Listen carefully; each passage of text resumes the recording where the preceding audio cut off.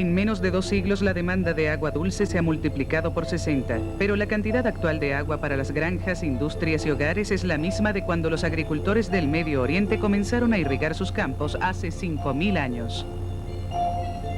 Hoy, 3/4 del agua que usamos es para irrigar cultivos, pero se desperdicia la mitad. Cada año, 15 millones de niños mueren por enfermedades transmitidas por el agua fáciles de prevenir, mientras que el estilo de vida del oeste, voraz de agua, aumenta la demanda.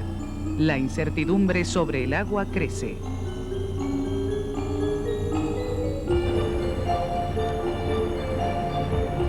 De cada 3 personas en el mundo, una sufre de estrés por agua. Diariamente experimentan escasez de agua y contaminación por aguas negras y químicos.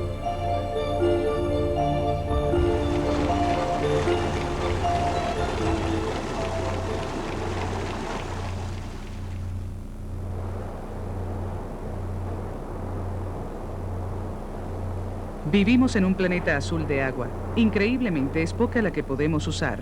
Sacando el agua salada y los casquetes polares, solo quedan 3 centésimas de punto porcentual de agua dulce, limpia, disponible, conformada por lagos, ríos y acuíferos. Solo algunos de ellos están cerca de lugares habitados y muchos son compartidos por 1 o más países. En el mundo compartimos más de 300 masas de agua, ríos como el Nilo, el Rin, el Danubio, y también el Mekong, el Níger y muchos otros, el Éufrates, el Tigris en Turquía y Siria. Todos estos ríos son masas de agua que compartimos y debemos conocer los riesgos potenciales que conlleva su uso. El uso del agua crece con mayor rapidez que la población mundial. El informe sobre la Tierra estudia la forma en que la comunidad internacional enfrenta este reto. Siempre circulando, haciendo posible la vida, cascadas, lluvia en las montañas, hasta esponjas selváticas que liberan agua a la tierra.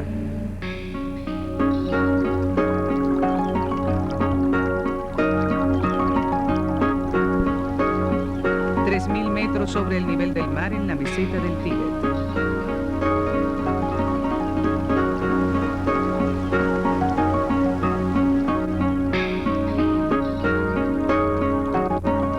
Aquí donde empiezan pequeños ríos afluentes como el Minjiang, que al final se unen para formar el río Yangtze, alma milenaria de la civilización china. El suelo bajo la exuberante vegetación de esta reserva es un reservorio de la naturaleza, pero este espectáculo se ve cada vez menos en la cuenca del Yangtze. Según el Ministerio de Conservación del Agua chino, más de la mitad de las aguas que inundaron en 1998, matando a más de 2000 personas, habrían sido absorbidas si la cuenca boscosa se hubiese dejado intacta. La tala por madera ha despojado el área de la mayor parte del bosque. Hace un siglo, la mitad de las laderas del Tíbet estaban cubiertas de árboles. A través de la historia, el impacto humano sobre los nacientes de los ríos ha sido importante. La tala, la agricultura forzada en laderas empinadas y las fuertes lluvias anuales se juntan para crear un peligroso nivel de erosión que amenaza los tramos inferiores. Fuera de los nacientes protegidos, el impacto de un siglo de tala es muy evidente.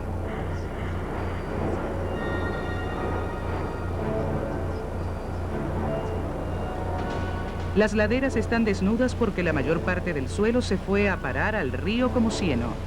El suelo arrastrado por los ríos ha hecho posible la agricultura en todas partes. La erosión es un proceso de 1 millardo de años. La diferencia ahora es la escala y la rapidez con la que esto está ocurriendo. El gobierno chino está actuando inmediatamente para evitar más daños. Ahora es ilegal cortar un árbol que nazca de forma natural en China.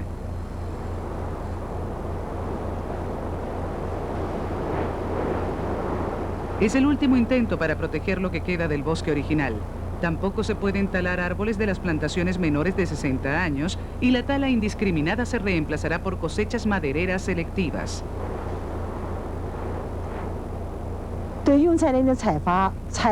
Aquí puede ver donde se ha talado un bosque. Vuelve lentamente. Los árboles jóvenes no tienen protección y el suelo es menos fértil y escaso. Pero puede verse que donde se hizo una tala selectiva, los árboles se desarrollan fácil y naturalmente y el bosque puede recuperarse. Avisos proclamando la nueva ley de silvicultura están por todas partes para asegurar que todos capten el mensaje. A corto plazo, esto significa dificultades económicas para la industria maderera. 100.000 obreros madereros están sin trabajo en la provincia de Sichuan y la cifra nacional es de 1 millón. Ya se están vaciando los campos de leños, señal de que el gobierno va en serio. Quienes aún trabajan son como cazadores convertidos en guardabosques. Li Wanxiao ha talado árboles durante 30 años junto con su grupo. Antes tenía 1.000 trabajadores, ahora solo tiene 22.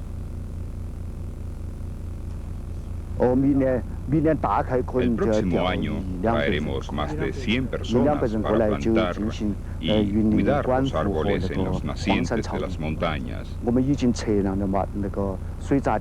Medimos un área grande de tierra en donde se plantarán nuevos árboles, incluyendo prados y tierras bajas. La Oficina Forestal de China también anunció planes para reforestar largos tramos a las orillas de sus ríos principales. El objetivo es rehabilitar y expandir sus áreas boscosas, pero los resultados solo se verán después de varias generaciones. Siempre fluyendo, corre el agua, convirtiéndose en manantiales, hasta ríos que viajan bajo las mesetas. El río Bogotá nace en el páramo de Huacheneque, de un naciente saludable que asegura el suministro constante de agua limpia, pero se contamina mucho antes de que llegue a la capital de Colombia. En algún lugar de estas tierras altas, vertidos químicos ya están dañando la vida del río. Pero, ¿de dónde viene?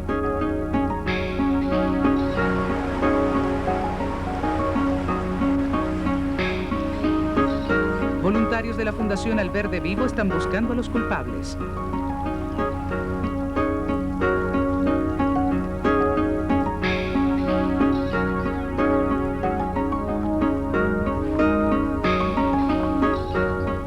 En Villa Pinzón, uno de los primeros poblados a orillas del río, el agua cada vez enferma más. Estos detectives ecológicos hallaron la fuente, una curtidora de pieles en un arroyo afluente que usa ácido sulfúrico, óxido de cromo, amoníaco y sulfato de sodio para tratar las pieles.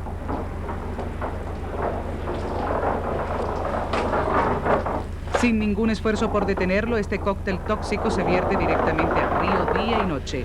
Este caso está lejos de ser la excepción en un país donde la conciencia ambiental es relativamente nueva. Fernando Vázquez es una de las personas que desea ver que se regulen apropiadamente las empresas pequeñas.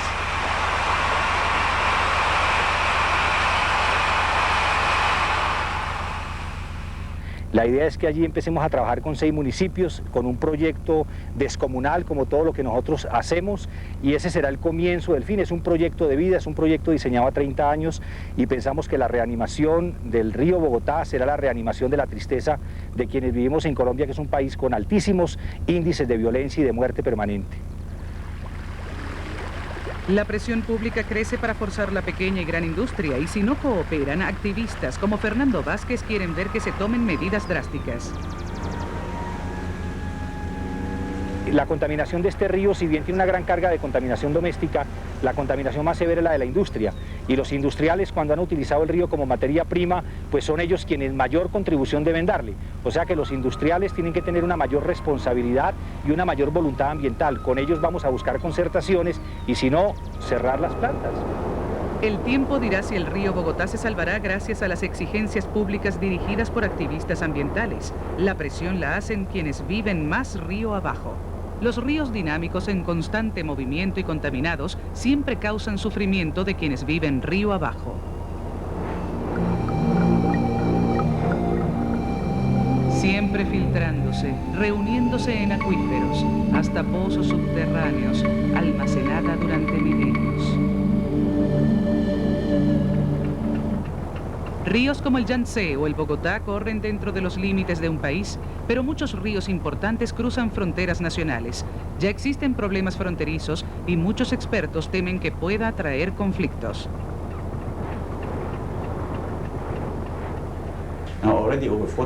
Más del 40% de la población mundial vive en ríos compartidos entre 2 o más países. Ahora bien, cuando se ve el gran crecimiento de la población en el mundo, el gran crecimiento de la demanda de agua, entonces puede convertirse en un problema serio, a menos que trabajen juntos, porque en este sentido el hecho de plantear la escasez de agua seguro que hace a la gente trabajar unida.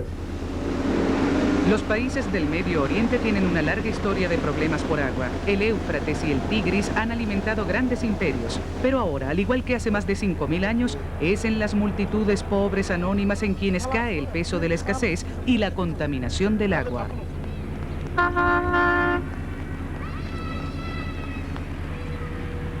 En muchas partes del mundo, los más pobres viven en áreas rurales, dependen mucho de la cantidad de agua y de la fertilidad de los suelos para producir sus alimentos básicos y los del resto del país. En términos de seguridad alimenticia, cualquier variación en el suministro de agua puede acabar con poblaciones enteras muy por debajo de la línea de pobreza y hasta crear refugiados ambientales. Las mujeres tienen una gran carga. Emplean entre 2 y 4 horas diarias para recolectar agua, pequeñas cantidades para las necesidades familiares básicas.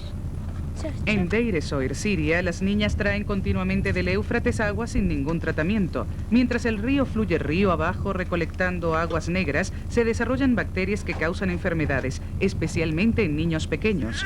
Algunos mueren formando parte de las estadísticas de casi 3 millones de niños muertos anualmente por cólera, fiebre tifoidea y disentería.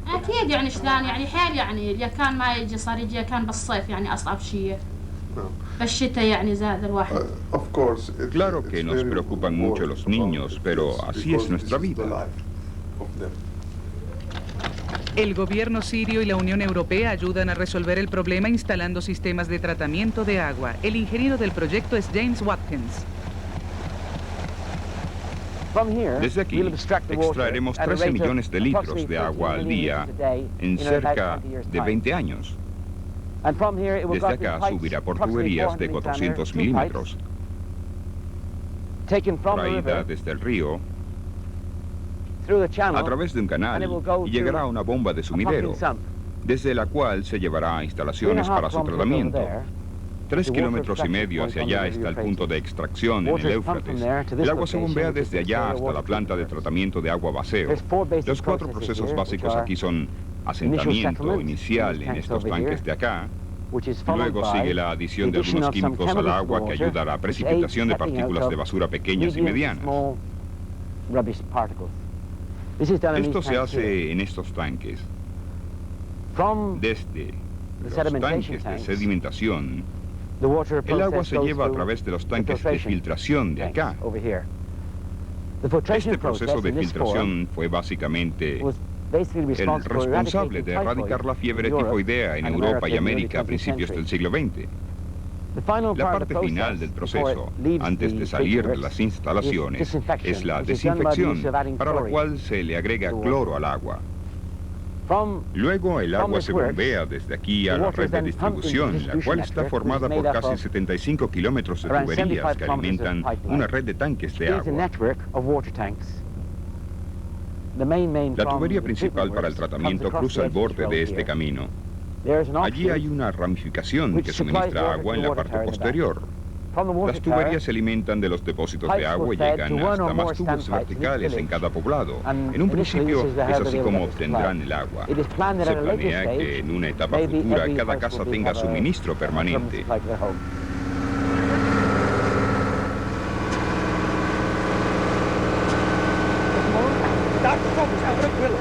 Con un valor de 7 millones de euros, el proyecto para llevar agua potable a los distritos rurales de Siria debe estar listo en el 2001. Las tuberías principales están casi listas. Lo único que falta es la instalación de bombas y sistemas de control. En las poblaciones que se beneficiarán, la llegada de tuberías de agua crea un aire de ilusión.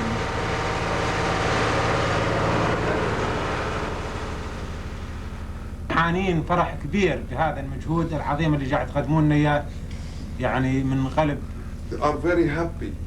Están muy contentos de obtener agua limpia.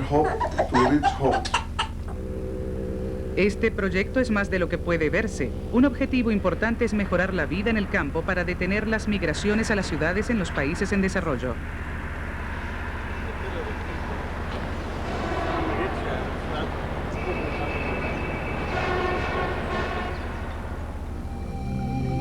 El agua corre hacia abajo, a los planos, serpenteando hasta las ciudades, haciendo la vida posible.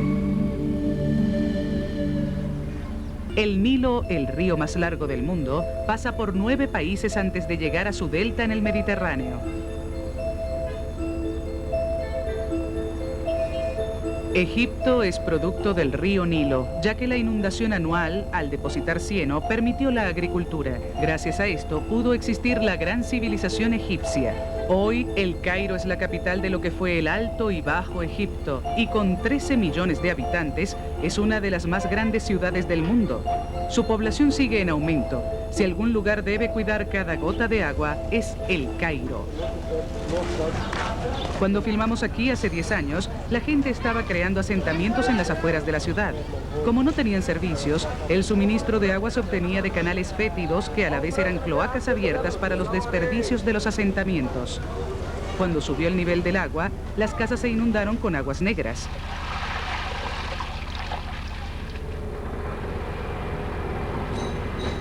Con el apoyo de los Estados Unidos y el Reino Unido, el gobierno egipcio comenzó un gran proyecto de $2 millardos, el más grande del mundo.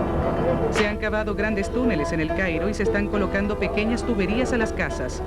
Al menos algunas aguas negras que llegan al Nilo habrán sido tratadas antes. Toda el agua de desperdicio recolectada se lleva para tratarla lejos de la ciudad, donde se limpia hasta cumplir rigurosas normas internacionales. 20 años de planificación y construcción por fin dan frutos y las cloacas abiertas de los barrios bajos del Cairo se convierten en cosa del pasado.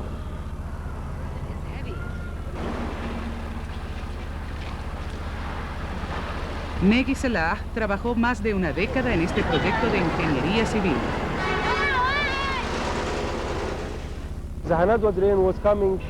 Recuerdo que la alcantarilla venía de esa calle y daba la vuelta aquí, a esa calle, la Calmeira. Antes no había calle, solo una alcantarilla. Los vecinos también recuerdan cómo era.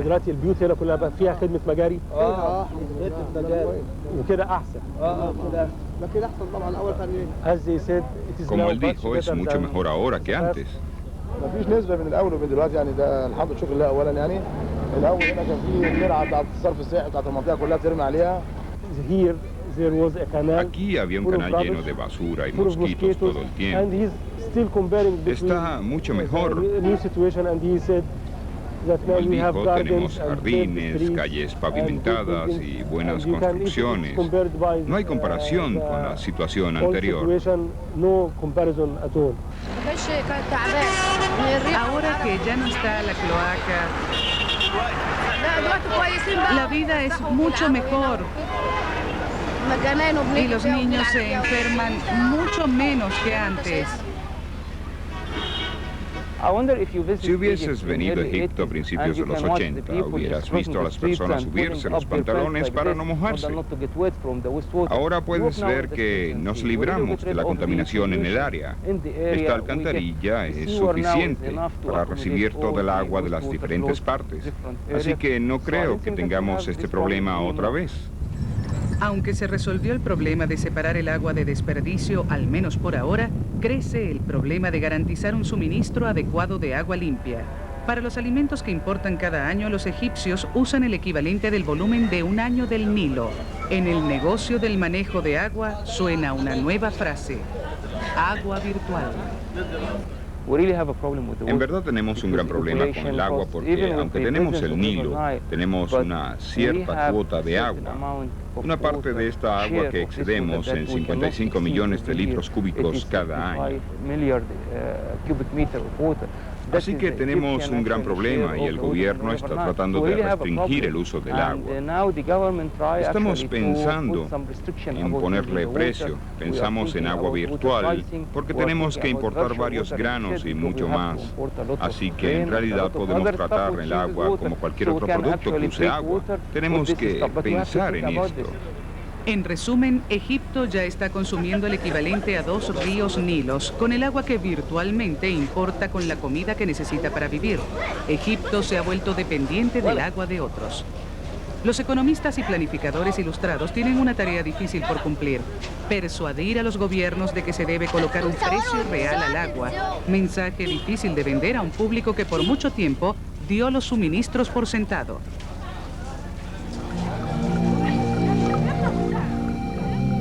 Sigue y sigue, dividiéndose en los deltas, una y otra vez hacia el mar.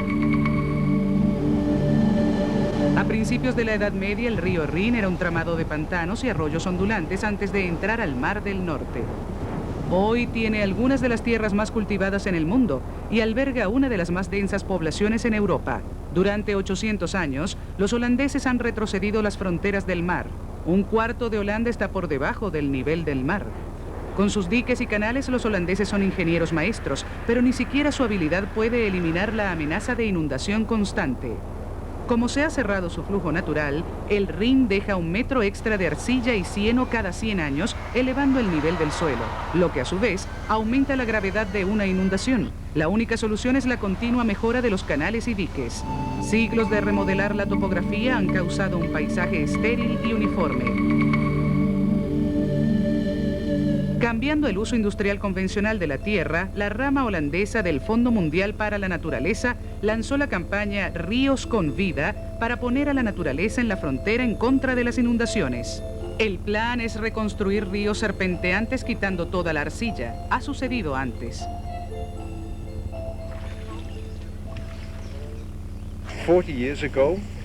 Hace 40 años había un prado aquí. Y ellos excavaron 45 metros de arcilla, así que para entonces las vacas caminaban en un nivel más alto. Y después de excavar, la arcilla se puso a un lado como en un pantano y toda esa vegetación pantanosa, los lirios y los juncos volvieron solos. Verás, al permitirle al río inundarse, trajo de vuelta las semillas, que a su vez trajeron nuevamente peces y todo tipo de animales. Para que vuelva la agricultura a las tierras húmedas, deben extraerse millones de toneladas de arcilla. Afortunadamente existe una industria cercana que puede utilizarla, la fábrica de ladrillos. Se han vuelto a traer descendientes directos del caballo salvaje europeo, un espectáculo que no se ha visto en siglos. El proyecto Ríos con Vida aún está en etapa experimental, pero al menos es un ejemplo del tipo de enfoque innovador para el manejo del agua que puede evitar crisis de agua en el próximo siglo.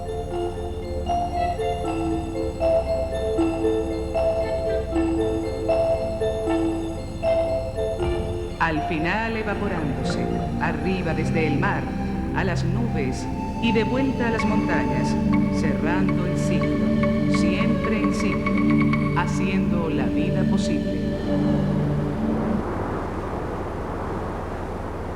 Todos vivimos río abajo de alguien más. Este es el lema que escogió la ONU para el Día Mundial del Agua. Si seguimos aumentando la demanda, desperdicio y contaminación del agua dulce que tenemos, sobrevendrá un desastre incluso antes del 2025, cuando la demanda de 8 millardos de personas sobrepase los recursos de agua accesible en la naturaleza.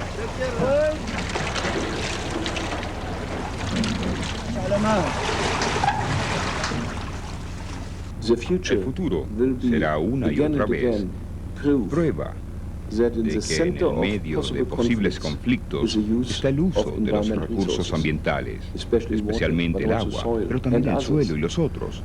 El manejo de estos problemas es la estrategia de paz del futuro. La próxima semana, como parte de su contribución al Día Mundial del Agua, el Informe de Tierra examinará las aguas minerales del mundo. Acompáñenos.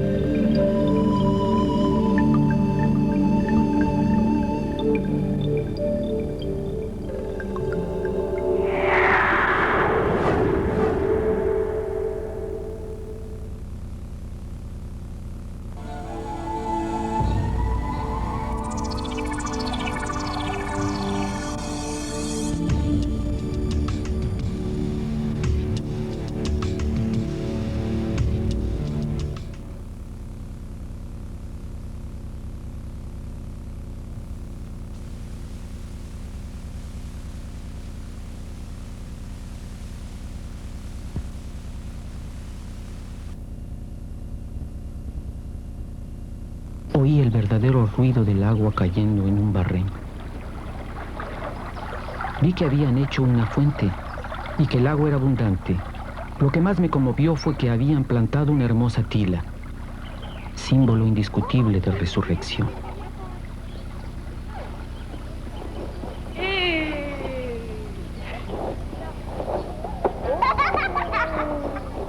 Por otra parte, Bergón llevaba las huellas de una labor para la cual la esperanza es necesaria. Entonces, la esperanza había vuelto de nuevo. Se habían escombrado las ruinas. Las casas nuevas, recientemente revestidas con argamasa, estaban rodeadas de huertos en los que crecían juntos, pero alineados, las verduras y las flores, las coles y los rosales, los puerros y los dragones, los apios y las anémonas. Era, desde aquel entonces, un sitio en el que se quería vivir. Desde ahí hice mi camino a pie. La guerra, de la cual apenas salíamos, no había permitido que se viviera la vida en toda su expansión. Pero Lázaro estaba fuera de la tumba. Sobre los flancos de las montañas veía pequeños campos de cebada y de centeno en hierba. Al fondo de aquellos valles estrechos, algunas praderas verdeaban.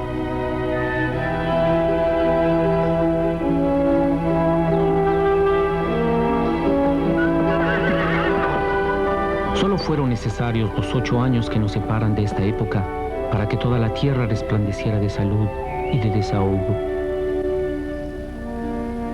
Sobre el emplazamiento de las ruinas que había visto en 1913, existen hoy fincas limpias, bien mantenidas, que testifican de una vida feliz y cómoda. Los antiguos manantiales, alimentados por la lluvia y por la nieve de los bosques, volvieron a manar. Al lado de cada finca, en los bosquecillos de arces, los lebrillos de las fuentes se desbordan sobre las alfombras de menta fresca. Los pueblos fueron poco a poco reconstruyéndose. Una población que vino de los llanos, donde los terrenos se venden caros, se estableció en estas tierras trayendo consigo juventud, movimiento y espíritu de aventura. Se encuentran en los caminos hombres y mujeres bien alimentados, niños y niñas que saben reír y que han vuelto a disfrutar de las fiestas campestres. Si contamos la población antigua, irreconocible desde que vive con tranquilidad, más los recién llegados, más de 10.000 personas deben todo su bienestar a Eleazar Bouffier. Cuando pienso que un hombre solo, reducido a sus simples recursos físicos y morales, fue suficiente para hacer surgir del desierto este país de Canaán, concluyo que a pesar de todo, la condición humana es admirable. Pero cuando hago la cuenta de toda la constancia que hizo falta para mantener la grandeza del alma, cuando constato cuánta encarnizada generosidad fue exigida para llegar a este resultado, me invade un inmenso respeto por este anciano campesino sin cultura que supo llevar a bien esta obra digna de Dios. Eleazar Bouffier murió en paz en 1947 en el hospicio de Banón.